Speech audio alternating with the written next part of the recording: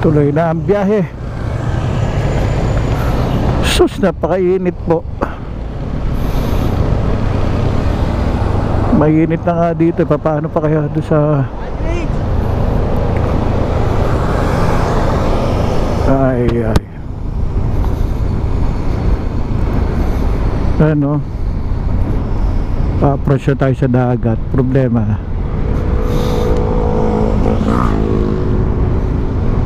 Makapunta ba tayo dyan? Ay, dolor. Nakaka-disappoint, no? Ang dami talagang palpak sa biyahe na to, eh. Kaya ako talaga nung ano, parang ay inis na ako pag maraming tao. Hindi naman natin pwede pigilin yan. So sarili na lang natin ang i-adjust. And then yung ano, yung tunnel, napaka ganun, busina doon, tapos bomba no? Ano yung gusto lang nila magingay? Hindi naman siya, wala akong busina o wala akong pambomba. Bahala sila.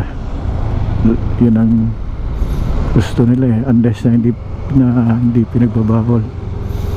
Yun, no? Dito sana ako kakain, kaso may view deck dito, eh.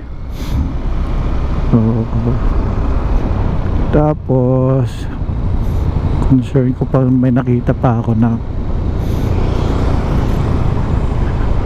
no, sa pagdami ng tao, sa pagdami rin ng kalat, basura.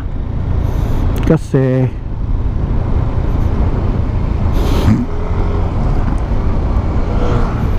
you know,